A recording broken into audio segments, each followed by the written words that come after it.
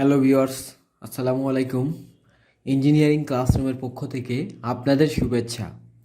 তো আশা করি সবাই ভালো আছেন। আজকে আমি আপনাদের দেখাবো ফুটিংয়ের এস্টিমেট। তো ফুটিংয়ের এস্টিমেট আসলে কিভাবে করতে হয়, ফুটিংয়ে রিইনফোর্সমেন্টের পরিমাণ অথবা ফুটিংয়ের যে মালামালগুলো লাগে, তো সব কিছুর হিসাব নিকাশ আজকে আমি আপনাদের দেখাবো। তো আপনারা এখানে দেখতে পাচ্ছেন যে এখানে একটা ফুটিংয়ের চিত্র দেওয়া আছে। ফুটিংয়ের সাইজটা আছে 7 ফিট ইন্টু 7 ফিট। আর শুরুতে যদি আমরা ড্রয়িংটা স্টাডি করে নেই, এখানে আমরা দেখতে পাচ্ছি 2 ফিট কম্পাক্টেড স্যান্ড, অর্থাৎ এখানে 2 ফিট জায়গাতে বালি দ্বারা কম্প্যাক্ট করা আছে।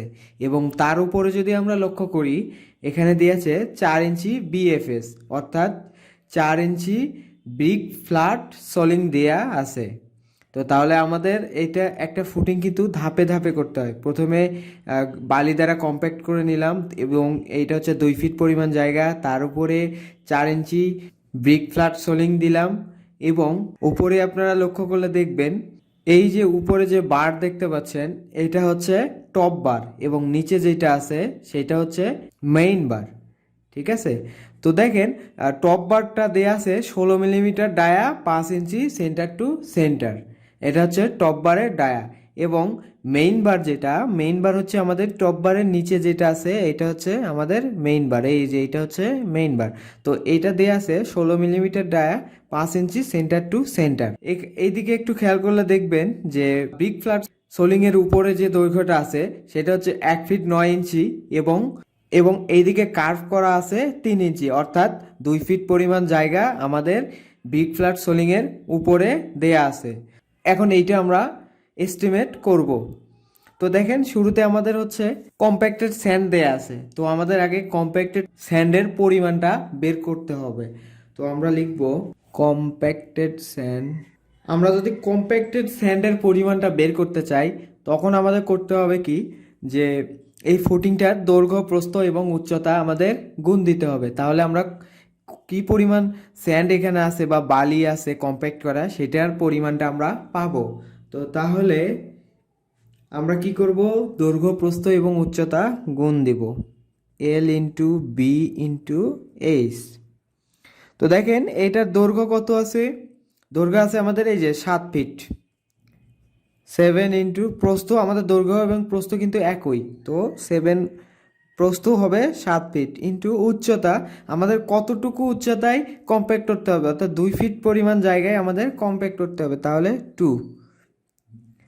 তো দেখেন এটা যদি আমরা গুণ দেই, 7 এবং 2 যদি গুণ দেই, তাহলে আমরা পাবো হচ্ছে 98 সিএফটি।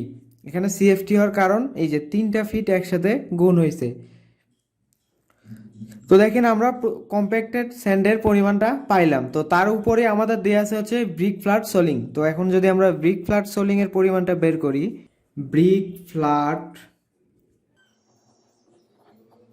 তো দেখেন এখানে ব্রিক ফ্ল্যাট সোলিং করতে গেলে আমাদের যে ফুটিংয়ের যে দৈর্ঘ্যটা আছে, সেই দৈর্ঘ্য সমপরিমাণ আমাদের ব্রিক ফ্ল্যাট সোলিং করতে হবে। তো তাইলে আমাদের ফুটিংয়ের দৈর্ঘ্য প্রস্থ আছে 7 ফিট ইন্টু 7 ফিট। তাহলে আমাদের ব্রিক ফ্ল্যাট সোলিংয়ের পরিমাণ হবে 7 × 7 ইকুয়াল টু 49 এসএফটি, অর্থাৎ বর্গ ফুট আর কি।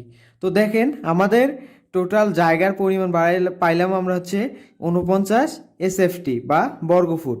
তো দেখেন আমরা জানি কি যে 1 বর্গফিট জায়গায় ব্রিক ফ্ল্যাট সোলিংয়ে ইট লাগে 3টি। তো তাহলে আমরা এইটার সাথে যদি আমরা 3 গুণ করে দেই, তাহলে আমাদের টোটাল কি পরিমাণ ইট লাগবে সেটা আমরা পেয়ে যাব।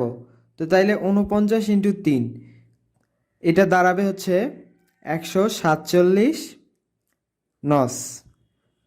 অর্থাৎ এখানে 1 বর্গফিট পরিমাণ জায়গায় আমাদের 3টে ইট লাগে। তাহলে আমাদের টোটাল জায়গার পরিমাণ হয়েছে 49, যার কারণে যেটির সাথে আমরা 3 গুণ দিয়ে আমরা 147টি ইট পাইলাম। তো দেখেন এখন আমরা বের করব, আমরা কম্প্যাক্টেড স্যান্ড পাইলাম, ব্রিক ফ্ল্যাট সোলিং পাইলাম, এবার আমরা বের করব হচ্ছে রিইনফোর্সমেন্ট। তাহলে আমরা লিখতে পারি রিইনফোর্সমেন্ট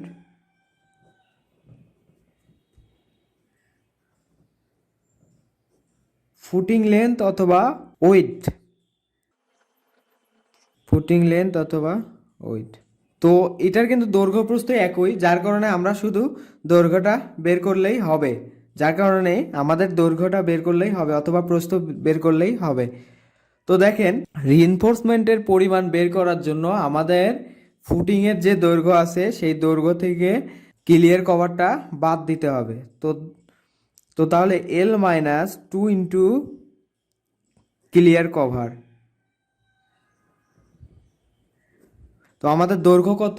আমাদের ফুটিংয়ের দৈর্ঘ্য হচ্ছে 7 ফিট, তাহলে 7-2 ইন্টু ফুটিংয়ের ক্লিয়ার কভার হচ্ছে আমাদের, এই যে ক্লিয়ার কভার হচ্ছে এই পরিমাণ যে জায়গাটা ফাঁকা আছে এটা হচ্ছে আমাদের ক্লিয়ার কভার। তো ক্লিয়ার কভার হচ্ছে আমাদের 3 ইঞ্চি। তো 3 ইঞ্চিকে আমরা 12 দ্বারা ভাগ করে ফিটে নিব।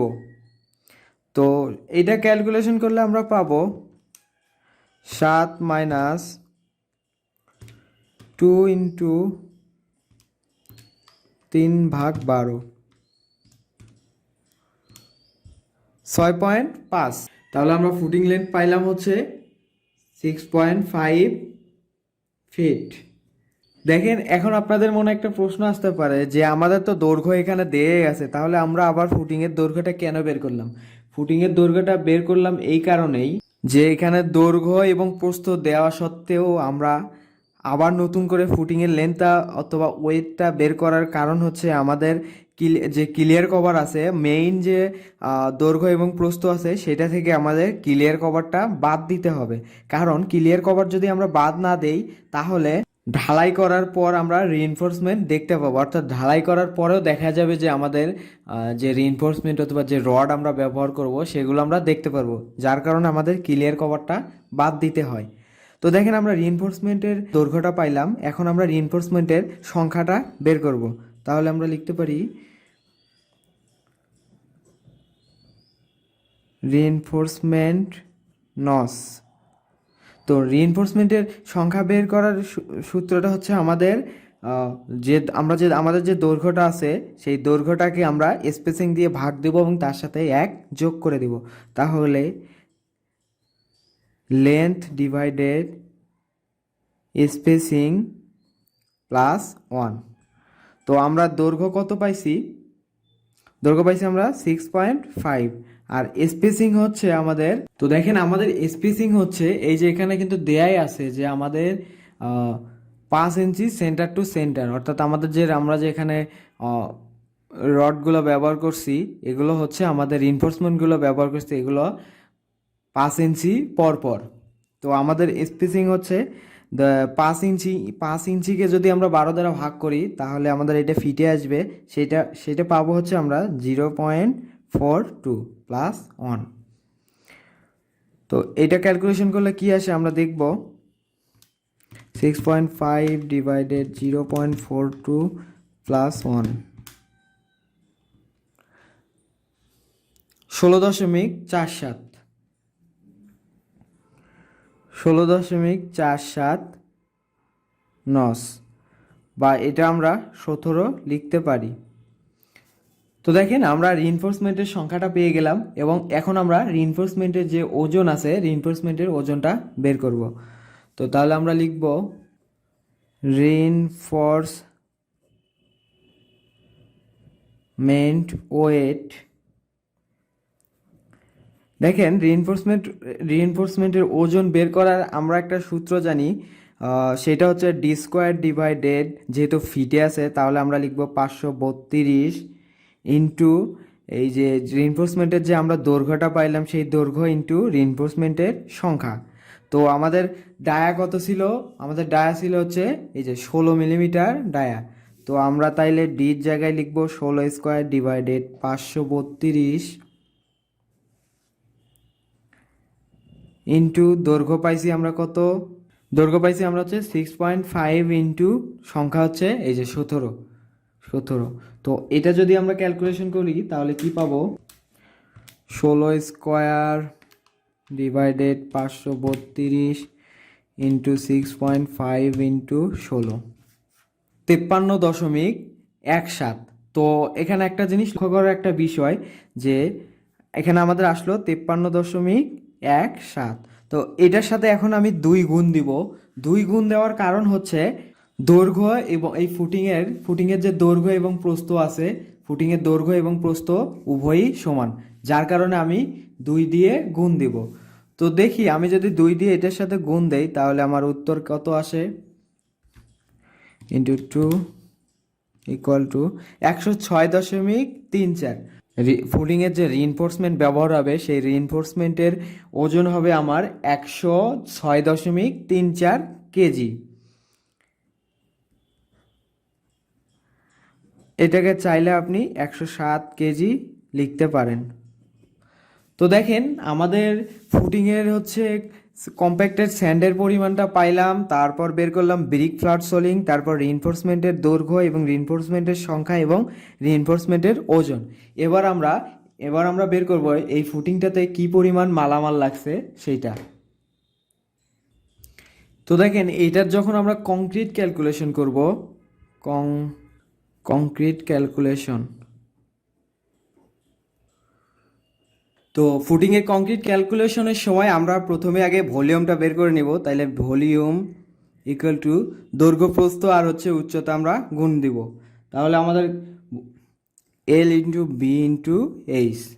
তো আমাদের দৈর্ঘ্য কত ছিল? দৈর্ঘ্য ছিল 7, প্রস্থ ছিল 7 এবং উচ্চতা ছিল হচ্ছে 2 ফিট।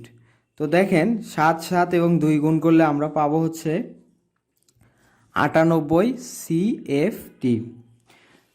এটা তো আমরা হচ্ছে মানে ভেজা আয়তনটা পাইলাম। তো আমাদের এখন শুকনো আয়তনটা বের করতে হবে। তাহলে ড্রাই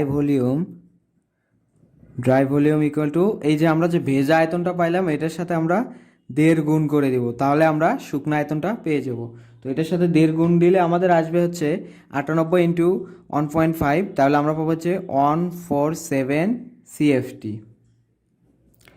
তো ফুটিংয়ের যে আমাদের যে ঢালাইয়ের যে অনুপাতটা আছে, তো সেটা হচ্ছে আমরা হচ্ছে 1:1.5:3 রেশিওতে আমরা ফুটিংটা ঢালাই করব। তাহলে রেশিও 1:1.5:3, এটা হচ্ছে আমাদের ফুটিংয়ের ঢালাইয়ের রেশিও।